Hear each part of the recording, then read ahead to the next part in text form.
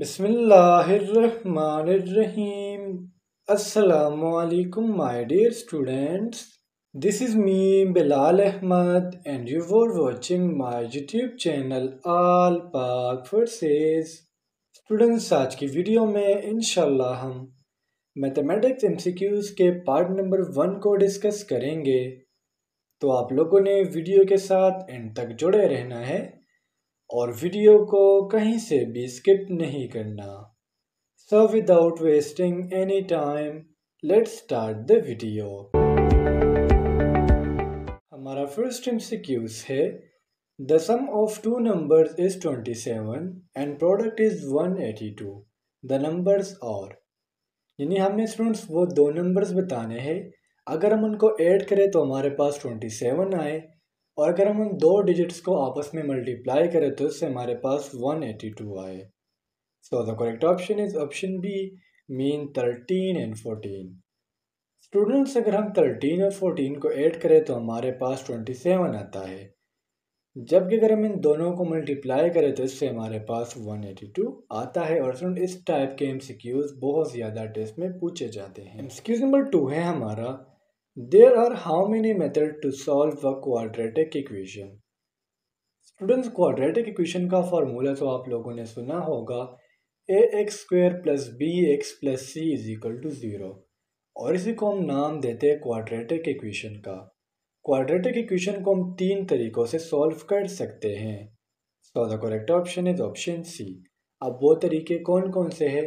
First तरीका है factorisation, second तरीका है बाय कंप्लीटिंग स्क्वायर, और जो हमारे पास थर्ड तरीका है जो मैंने आपको फार्मूला बताया ax² + bx + c, mean by using the quadratic equation formula. Excuse number 3 है हमारा quadratic equation is also known as. Students, quadratic equation को हम दूसरा नाम देते हैं सेकंड डिग्री का। So the correct option is option C. क्योंकि इसमें दो डिग्री यूज़ किए जाते हैं, so because of that quadratic equation का दूसरा नाम है सेकंड डिग्री। एक्सक्यूज नंबर 4 है हमारा in class 3039 the lower class limit is, यानी जो हमें ब्रैकेट्स में दो डिजिट्स दी गई है 30 एंड 39, इसमें लोअर क्लास लिमिट कौन सा है? सो the correct option is option D, mean 30। और अगर आपसे कोई पूछे कि इसमें हाई क्लास लिमिट कौन सा है तो वो फिर होगा 39। इस तरह से अगर आपको ब्रैकेट में दिया हो 40 और 45, तो फिर इसमें आपका जो लोअर क्लास लिमिट होगा वो होगा 40 और हाई क्लास लिमिट आपका होगा 45। एक्सक्यूज नंबर 5 है हमारा the difference between upper limit of to consecutive classes in a frequency is.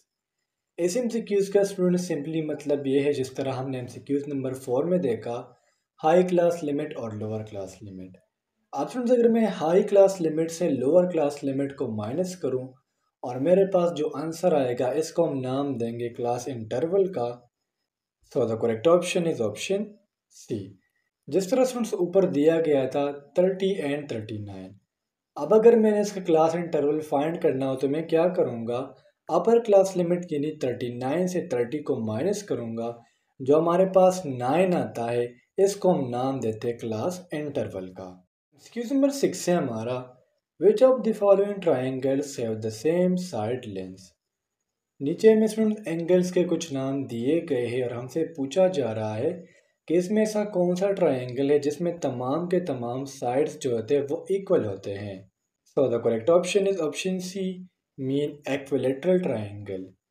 Student, equilateral triangle की हम डेफिनेशन ही कुछ यूँ करते हैं कि ट्राइंगल की वो टाइप जिसमें तीनों के तीनों साइड्स इक्वल होंगे, इनका जो एंगल होगा वो एक जैसा होगा, तो इसे हम नाम देंगे इक्विलैटरल ट्राइंगल का। और इसमें स्टूडेंट जो हमारे पास एंगल होगा वो तमाम के तमाम 60 के बराबर होंगे। लेट सपोज ये मैंने एक ट्राइंगल ड्रा किया तो ये वाला एंगल भी 60 के बराबर होगा, ये भी 60 डिग्री के बराबर होगा और ये भी 60 डिग्री के बराबर होगा। अगर हम ट्राई एंगल की बात करें तो जिस तरह मैंने एंगल ड्राई किया ये हमारे पास ट्राई एंगल है। इस तरह अगर हम स्केलीन या सेलीन की बात करें, स्टूडेंट्स ये मैं आपको इसलिए बता रहा हूँ ताकि आप लोगों को पता हो, सेलीन हमारे पास एक ऐसा ट्राइंगल होता है जिसमें तीनों के तीनों एंगल जो है वो डिफरेंट होंगे, वो इक्विलैटरल का अपोजिट होता है। इस तरह अगर मैं आइसोसेलेस की बात करूँ तो स्टूडेंट्स आइसोसेलेस हमारे पास एक ऐसा ट्राइंगल होता है जिसमें दो साइड्स इक्वल होंगे। इक्विलैटरल में तीन साइड्स इक्वल होते हैं, आइसोसेलेस में दो साइड्स इक्वल होंगे। और जो हमारे पास कौन सा एंगल है, सेलीन या स्केलीन ट्राइंगल है, उसमें हमारे पास तीनों के तीनों एंगल डिफरेंट होते हैं। एमसीक्यूज नंबर 7 है हमारा, a part of the circumference of a circle is called. इस एमसीक्यूज को थोड़ा सा डायग्रामेटिकली समझने की कोशिश करते हैं। लेट सपोज मैंने कहा कि हमारे पास एक सर्कल है और इस सर्कल में हमारे पास ये पॉइंट ए है और इस तरह मैंने कहा कि हमारे पास पॉइंट बी है। अब इन दोनों के दरमियान जो स्ट्रेट लाइन है, जो कर्व सा है, स्मूथ कर्व, इसको हम नाम देते हैं आर का। So the correct option is option C, mean circumference of a circle का जो छोटा सा जो पार्ट होता है या जो स्मॉल सेगमेंट होता है, इसे हम नाम देते हैं आर का। जिस तरह मैंने आपको पॉइंट्स के ज़रिए क्लियर किया कि हमारे पास एक सर्कल में दो पॉइंट्स है ए और बी, तो इन दोनों के दरमियान जो स्मूथ कर्व है, इसी को हम नाम देते हैं आर्क का। एमसीक्यूज नंबर 8 है हमारा, a data in the form of frequency distribution is called. In students वो डेटा जो हमें फ्रीक्वेंसी डिस्ट्रीब्यूशन में दी होंगी, अगर मैं कहूँ कि क्लास में हमारे पास 10 स्टूडेंट्स है, फिर 20 है, फिर 30 है, इस तरह कॉलम्स में 10, 20, 30 और इनके हमें रैंक्स भी दिए गए हो कि इसने इतने मार्क्स लिए हैं, इसने इतने मार्क्स लिए हैं, तो इसे हम नाम देते हैं फ्रीक्वेंसी डिस्ट्रीब्यूशन का। और स्टैटिस्टिक में इसे हम नाम देते हैं ग्रुप डेटा का। So the correct option is option A. और अगर इसका आपसे कोई अपोजिट पूछे तो फिर इसको आपने नाम देना है अनग्रुप डेटा का। एक्सक्यूज नंबर 9 है हमारा, the matrix 2 7 is called. Students अगर आप इस मैट्रिक्स को देखो तो इसमें हमारे पास सिर्फ रोज है, कॉलम आपको नज़र नहीं आ रहे। अगर मैं कहूँ कि हमारे पास 2 है, 7 है, 1 और 3 है, तो फिर अगर आप इसमें देखो तो इसमें हमारे पास रो भी है और साथ साथ कॉलम्स भी है। लेकिन क्वेश्चन के मुताबिक इसमें हमारे पास सिर्फ और सिर्फ रो है। तो एक ऐसा मैट्रिक्स जिसमें हमारे पास सिर्फ रो प्रेजेंट हो, इसे हम नाम देते हैं रो मैट्रिक्स का। So the correct option is option A. और जिस तरह मैंने ये क्वेश्चन ड्रॉ किया, इसमें हमारे पास कॉलम्स है तो इसे हम नाम देते हैं कॉलम मैट्रिक्स का। और ज़ीरो मैट्रिक्स की अगर हम बात करें, लेट्स सपोज मैंने कहा कि हमारे पास एक मैट्रिक्स है और इसमें हमारे पास तमाम के तमाम जो डिजिट्स है वो ज़ीरो है, तो फिर इसे हम नाम देंगे ज़ीरो मैट्रिक्स का। एक्सक्यूज नंबर 10 है हमारा, the matrix is singular if. हम मैट्रिक्स को सिंगुलर कब कहेंगे?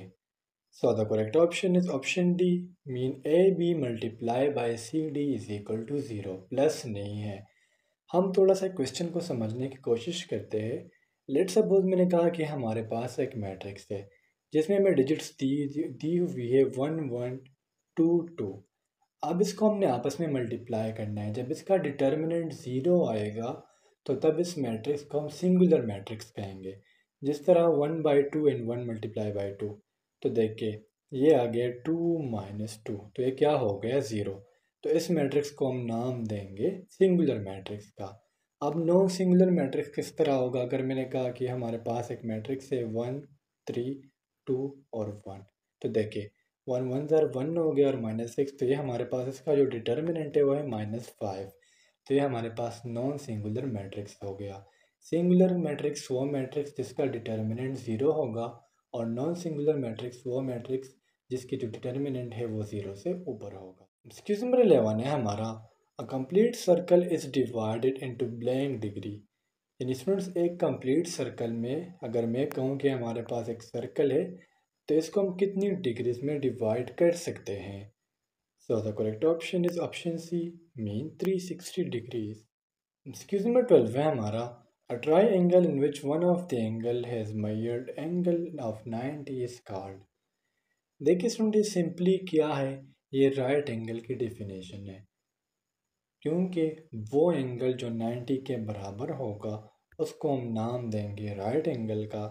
So the correct option is option C, mean angle of 90 is called right angle. Excuse number 13 है हमारा, अ मैट्रिक्स 0 0 इज कॉल्ड। जिस तरह स्टूडेंट्स मैं आपको एमसीक्यूज नंबर 9 में बता चुका हूँ, उधर मैंने आपको ज़ीरो मैट्रिक्स भी एक्सप्लेन किया हुआ था। ये चूँकि सिंगल एक मैट्रिक्स दिया हुआ है तो ये हमारे पास क्या है, एक ज़ीरो मैट्रिक्स है। इस पर कोई फ़र्क नहीं पड़ता अगर मैं कहूँ कि हमारे पास एक मैट्रिक्स है, ठीक है, बेशक इसमें तमाम के तमाम ज़ीरो हो और ज़ीरो 100 भी हो, तो फिर भी इसे हम नाम देंगे ज़ीरो मैट्रिक्स का। लेकिन अगर इसमें कहीं पर 1 आ गया, 2 आ गया या 3 आ गया, तो फिर इसका नाम ज़ीरो मैट्रिक्स नहीं होगा। एक्सक्यूज नंबर 14 है हमारा, cotangent theta is equal to. Students, और थीटा का जो साइन होता है वो कीबोर्ड में कहीं मिल नहीं रहा था, तो मैंने सिंपल कोट थीटा लिखा हुआ है। तो जो कोट थीटा है ये हमारे पास बराबर होता है cos theta over sine theta. So the correct option is option C. Students, मैं आप लोगों को टेबल पूरा का पूरा दे दूंगा, ये वैल्यूज़ आप लाजमी से याद कर लेना, क्योंकि स्टूडेंट्स हर टेस्ट में से 5 to 6 क्वेश्चंस आते रहते हैं। 15 है हमारा, the ratio A and B can be written as. अगर स्टूडेंट्स हमने ए और बी का रेशो लिखना हो तो हम इस तरह लिखते हैं ए रेशो बी। इस तरह अगर हमने ए और बी का प्रोपोर्शनल लिखना हो तो फिर हम इस लाइंस को डबल कर देते हैं। तो ए और बी का जो रेशो होगा वो हम ऑप्शन ए से डिनोट करेंगे। सो the correct option is option A. तो स्टूडेंट्स, ये थे आज के हमारे मैथमेटिक्स के एमसीक्यूज़। उम्मीद करता हूँ आपको तमाम एमसीक्यूज़ क्लियर हुए होंगे। और अगर फिर भी आप लोगों को कोई कन्फ्यूजन हो, कोई डाउट हो, तो आप लोग मुझसे कमेंट सेक्शन में पूछ सकते हो। इंशाल्लाह अगली वीडियो में मिलते हैं। तब तक के लिए मुझे इजाज़त दीजिए। मुझे अपनी दुआओं में याद रखिए। अल्लाह हाफिज़।